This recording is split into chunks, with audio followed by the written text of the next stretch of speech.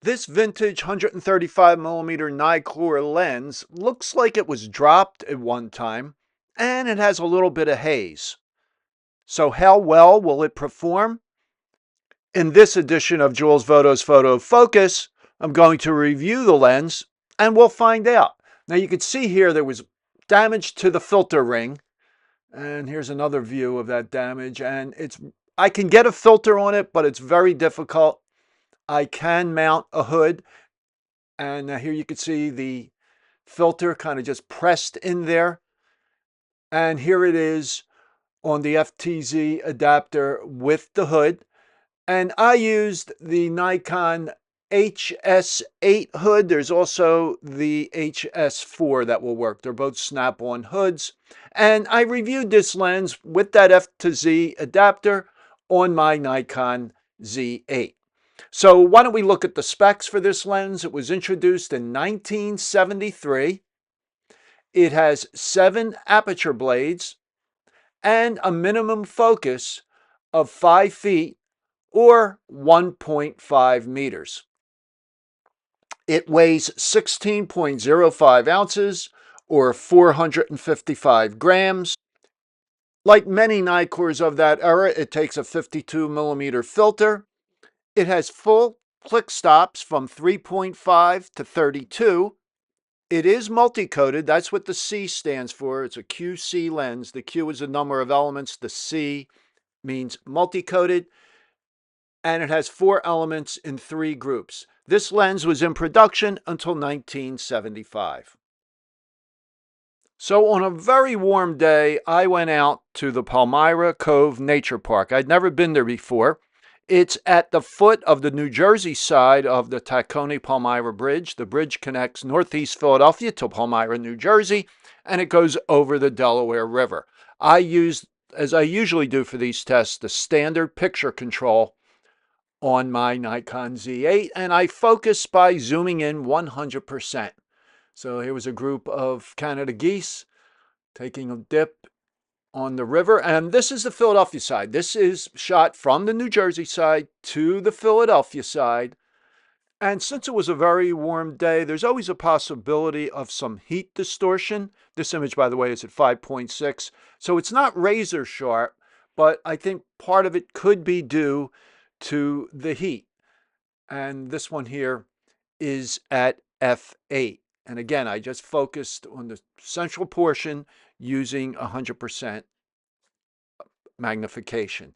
I did have image stabilization engaged, and this piece of wood here was at f8, and I think it's really sharp. I focus right on the center of the piece of wood. This is another branch that fell off a tree that was burnt, and it's shot at f11, and again, really sharp. Very happy with this. And here we are at f8. The focus is on those leaves. If you look through the leaves on the left a little bit, you can see the buildings of Center City, Philadelphia. And here we're zoomed in a little bit better to the leaves to just see sharpness. And there was a little bit of a breeze, but my shutter speed was high enough to freeze that, although it did make focus a little difficult. Now, this is a mural on a cinder block wall. And I also had my 70-200 f4 lens, the autofocus lens, and I set that lens to 135 just to see the difference. And God, they're both really sharp on this mural. I think maybe there's a little bit better contrast on the newer lens. That lens dates from, I believe, 2012. So here was a little information thing. You scanned it to get information, and my focus was on the bridge, picture of the bridge in the middle, and the 135 was at 3.5, and I was taking some other pictures, then went back and did this with the 70-200 at 135, and I shot this one at 5.6, but they're both really sharp. So here again we have 2 images. One on the left is with the 135, the one on the right is with the 70-200 at 135. And here we are at f4. And so the 70-200 is wide open. The 135 is stopped down third of a stop. And here we are zoomed in,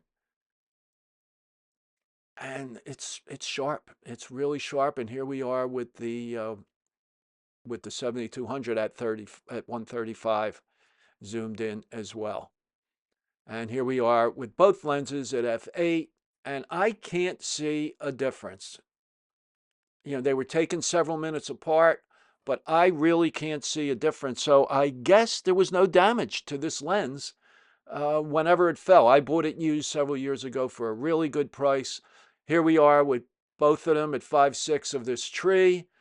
And here we are kind of zoomed in a little bit. I think it might be a slight edge to the 70-200, but we got a lens from 2012 as opposed to a lens from 1973.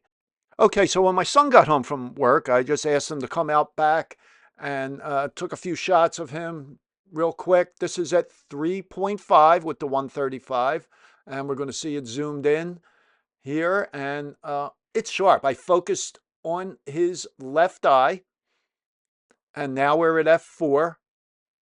And again, I'm really pleased with this lens. Obviously, the fall didn't hurt it. The Nikkors were made extremely well. Here we are zoomed in at f4. Now we go to 5.6, and it's very little difference. There's more depth of field. There's more detail in the arborvitaes behind him. Here we are zoomed in at 5.6, and now we're going to go to f8. So I would not hesitate to use this lens for portraits, although I do prefer an autofocus lens. It's just so much quicker. It's easier. You just set it to focus on the eyes, but this worked out really well. So this is in my kitchen, and I just took a couple pictures of a bottle of Jameson. This is at 5.6 at the minimum focus distance, a minimum focus distance of 5 feet, handheld. And I upped the ISO on this one to 6400 at 1/160th of a second, because that previous image was at a 60th. Even with the image stabilization, I was concerned about blur, but none, and it's very sharp. And here's a few more back at the Palmyra Cove Nature Park. This is at 3.5 of this sign. And this one here is at 5.6. So I think this lens worked out really well. I did have the shade on, but it is multi-coated, so I really wasn't shooting into the light, so I really didn't have to worry too much about flare. Okay, this one here is the full image at f8, and my focus was on that sign in the middle. It's a billboard for a fireworks company. So here we're zooming in to the center of the image. Really sharp. Again, there was the possibility of some heat distortion. And here we are on the right side.